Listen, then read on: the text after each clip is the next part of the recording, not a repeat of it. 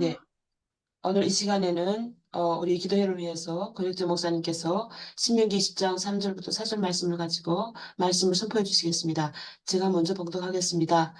말하여 이르기를 이스라엘아 들으라 너희가 오늘 너희의 대적과 싸우려고 나왔으니 마음에 겁내지 말며 두려워하지 말며 떨지 말며 그들로 말미암아 놀라지 말라. 너희 하나님 여호와는 너희와 함께 행하시며 너희를 위하여 너희 적군과 싸우시고 구원하실 것이라 할 것이며 아멘. 예, 아멘. 네, 신명기 20장 1에서 20절 전체가 전투에 임했을 때 어떻게 할 것인가, 또 전쟁을 벌여나갈 때 어떻게 할 것인가 하는 큰 원칙을 율법으로 제정을 하고 계십니다. 아마 세상에 이런 그 각 국가의 그 법률 중에, 헌법과 법률들 중에 뭐 이런 신명기 20장과 같이 희한한 그러한 법률은 없을 겁니다. 뭐 군사법이 있긴 하겠지만 지금 오늘 읽은 가령 3절, 4절 같은 그런 법률을 가진 국가가 있겠습니까? 없죠. 미국 법이 헌법과 법률에도 뭐 3절, 4절 같은 건 들어있지 뭐 않을 겁니다. 틀림이 없습니다. 불가능합니다. 음, 아주 그 특이한 희한한 것이죠. 이게 전쟁과 전투에 대해서, 전투의 심리적인 자세에 대해서까지도 이렇게 법률로 다루고 있습니다. 율법이죠. 이 연구할 만합니다. 개고 아주 뭐 오늘 이걸 율법적으로 철저히 분석하지는 못하지만 시간상 예. 음, 이렇게 말씀하고 싶습니다. 우리가 살아가는 전체 인생을 이제 생존 경쟁이라고도 하죠. 살아가는 자체가 전쟁입니다. 세상살이가. 그런데 이 10장 전체는 이리 우리의 그 세상살이 또 특별한 개별적인 전쟁과 전투들, 그래서 그리스도인들이 늠름해야 될 것을 말씀하십니다. 그리고 관대해야 될 것을 말씀하십니다. 다른 말로 해서 위축되지 말아야 할 것을 말씀하십니다. 요즘 아이들 말로 말하면 쫄지 말아야 될 것을 말합니다. 쫄지 말아야 됩니다. 여러분, 오늘 말씀을 전하는 이 모세가 이 신명기 1장에 보면은 벌써 하나님이 자기를 죽이실 것을 죽게 이제 요단강을 도하지 못하고 죽게 될 것을 말씀하셨어요. 그래서 알고 있습니다. 이 신명기는 광야 생활 40년 중에서 39년 11개월째부터 12개월째까지의 기록이거든요. 그 중에서도 아마 짐작컨대 12개월째 되던 날에 한 중순 정도 되지 않았을까, 보름 정도. 그러니까 요단강 도하를 한 보름 정도 앞두지 않았을까. 보름, 한 달 정도 앞두지 않았을까. 그렇게 이제, 한 달 정도. 11개월 마지막 날 정도. 그렇게 생각이 됩니다. 그런데 이게 모세가 기록한 거잖아요. 모세가 자기 자신을 다 알면서 이런 율법, 전쟁과 전투에 임했을 때 늠름해야 될 것, 관대해야 될 것, 위축되지 말아야 될 것, 쫄지 말아야 될 것을 말씀합니다. 왜요?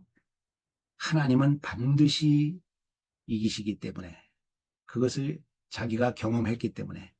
그래서 나도 반드시 이 전쟁, 이 전투에서 이길 것을 확신하기 때문에, 그래서 위축될 필요가 없다.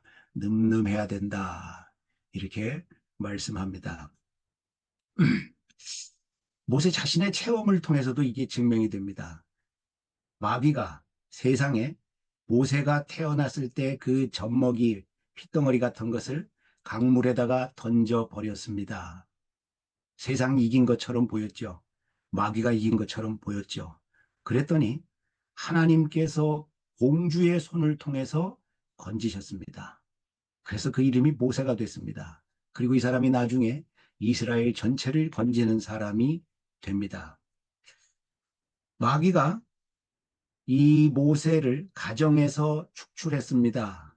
그 핏덩이를 20살도 되지 않은 한 3개월, 4개월밖에 안 된 이 핏덩어리를 가정에서 추방했습니다. 그랬더니 하나님께서 애굽의 왕가의 자녀로 입적을 시키셨습니다. 그래서 왕도를 배우게 하시고 그 당시 이 전 세계에서 가장 탁월한 문물을 가지고 있었던 이집트 문명의 모든 아름답고 과학적인 것을 다 배우게 하셨습니다. 이거 틀림없이 그 모세의 원가정에 그대로 살았으면 절대로 익힐 수 없는 것입니다. 아무리 탁월한 모세 신자일지라도 그저 노예로 인생이 끝날 사람인데 세상이 이긴 것처럼 보였죠. 핏덩어리를 가정에서 쫓아냈으니까.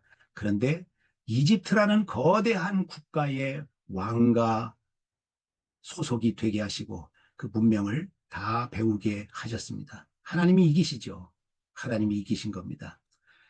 40년을 지난 후에 애국심을 발휘했더니 애굽이라는 국가가 모세를 쫓아냈습니다. 광야로 추방을 했습니다.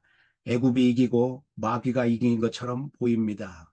그런데 그 40년 광야 생활을 통해서 하나님께서는 거대한 국가를 40년간 광야에서 인도해 가는 수업을 성공적으로 받게 하셨습니다.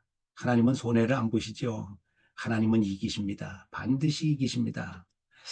마지막 때에 무리바 사건이 광야에서 두 번 있는데 마지막 무리바 사건, 민수기에서 일어나는 그 사건에서 모세가 범죄를 합니다. 그도 사람인지라 그의 범죄가 드러납니다.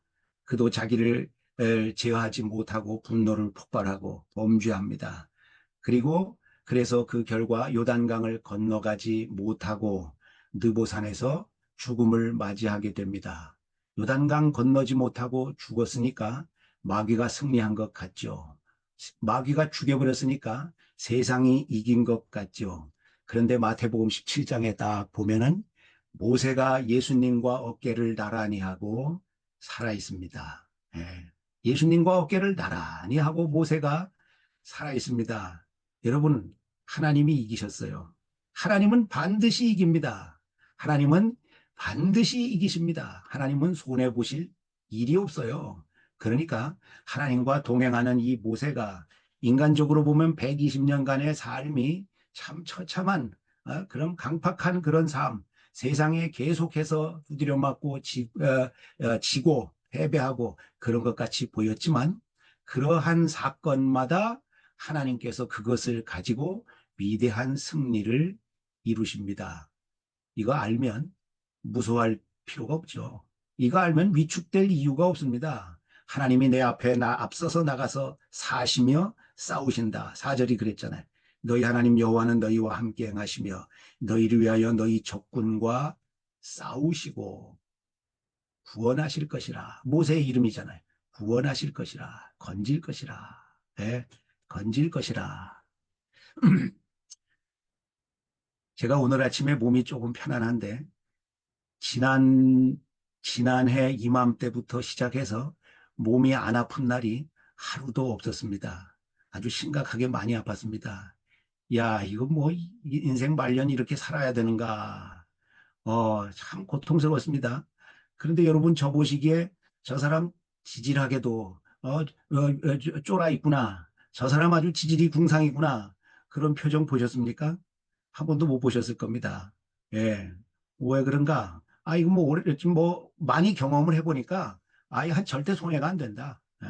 하나님이 절대 패배로, 그냥, 패배로 버려두시지 않으신다. 하나님은 이 사건들을 가지고 반드시 이기시고 유익한 일들을 만드신다. 하는 걸 많이 경험해 보니까, 뭐, 아픈 거는 아픈 거고, 오늘은 코가 아팠다, 내일은 배가 아팠다, 모레는 허리가 아팠다. 아이고, 이거 뭐 참 골치 아픈데.